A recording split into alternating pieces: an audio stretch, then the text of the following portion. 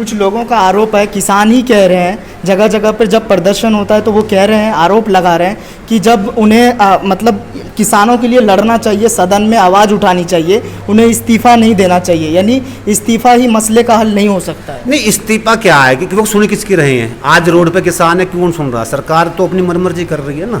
सरकार सुन कहाँ रही है? संसद में देख रहे हो आप क्या स्थिति हुई है, वहाँ पर्चे फटे हैं, सब कुछ हुआ है, फिर भी बिल पास हो गया। विरोध हुआ है, फिर भी बिल पास हो गया। तो अटलरसाई सरकार चल रही है भाई। किसान बैठा देख रहा है, किसान ना तो अब ये लगा लो, किसान ऐसा तो नहीं है, नहीं अज्ञानी है, बिल्कुल कुछ नहीं सुन सकता, कुछ समझ नहीं सकता।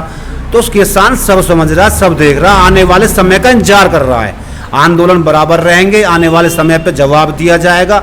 जो किसान के पास देखो, भारत कृषि प्रधान देश है।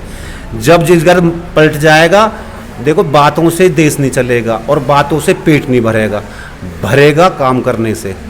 आपने वादा किया था कि 2022 में किसान की आय को हम डबल कर देंगे, और 2022 से पहले किसान को उलझा दिया अध्यादेश के हेर फेर में। उस पर इस तरीक़ा से उलझा दिया का वो जो है ना कि समझ नहीं पाएगा कि क्या कर पाएगा, क्योंकि इसी में उलझ जाएगा तो वो आपसे जवाब नहीं कर पाएगा कि आपने 2022 में हमसे एक वादा किया था कि हम आपकी आय दोगुनी करेंगे।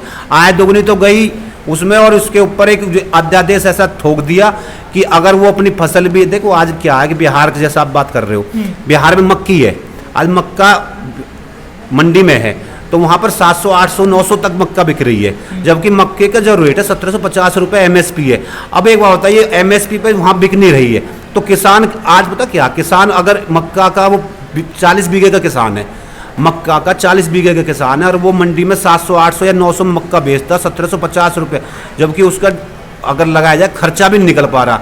अगर वो बेचने के बाद में जब उसका औसत निकालेगा तो वो नुकसान के बहुत बड़े नुकसान में जाएगा। तो उस किसान को वो नुकसान को भरपाई करने के लिए 1 या 2 बीघे जमीन वो बेचेगा और उस साहूकार के पैसे चुकाएगा, जब जाएगा वो अपनी जान बचाएगा, और नहीं चुका पाएगा तो वो सीधा आत्महत्या करेगा। भाई मरने का जो आज आत्महत्या जो बढ़ रही है किसान की, वो कारण ही ये है कि उसको एमएसपी पे दाम नहीं मिल पाता है, और एमएसपी से नीचे वो बेचता है तो वो घाटे में जाता है, और घाटे में जाता तो वो साहूकार का नहीं निभा पाता, वो साहूकार का निभाता तो जमीन बेचता है, जमीन बेच के वो जाता है तो उसके पास कुछ नहीं, रोजगार खत्म हो जाता है। जमीन छीन के तो आदमी किसान करेगा क्या? स्थिति बहुत दयनीय है, और सरकार पे इस पे अपनी तरफ से गौर करनी चाहिए, और इस पे कानून बनाना चाहिए, चाहे मंडी के बाहर या मंडी के अंदर जो भी ले एमएसपी रेट से नीचे ले, एमएसपी पे कानून बने। अगर इससे नीचे जाएगा वो कानून के दायरे में गलत होगा तो उस पर सजा का प्रावधान हो।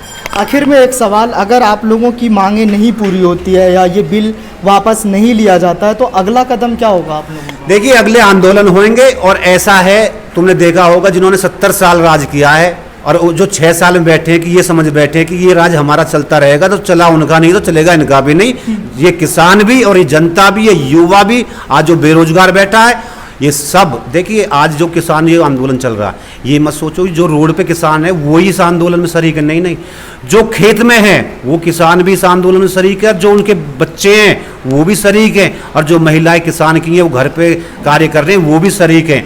तो ये लगा लो कि इतना बड़ा मूवमेंट अगर आप इस तरीक़ा से इस अध्यादेश को ज़बरदस्ती लेके आएंगे तो ये लगा लो कि आपको कितना बड़ा नुकसान से गुजरना पड़ेगा। चलिए, बहुत शुक्रिया हमसे बातचीत करने के लिए, आपने मुझे महत्वपूर्ण समय दिया। तो ये थे हमारे साथ कुछ किसान जिन्होंने सभी सवालों के जवाब बारीकी अंदाज में दिए, जिनका साफ तौर पे कहना है कि जिस तरीके से किसान विरोधी बिल है और जिस तरीके से अन्नदाता अन्न को उपजाते हैं और उनको इस तरीके से गला घोट दिया जाता है और गला दबा दिया जाता है, ये कहीं ना कहीं नाजायज़ है। नोएडा से नेशनल इंडिया न्यूज़ के लिए सद्दाम करीमी की ये रिपोर्ट। सब्सक्राइब नहीं किया है तो प्लीज़ सब्सक्राइब कीजिए, और ताज़ा अपडेट पाने के लिए बेल आइकन को दबाना ना भूलें।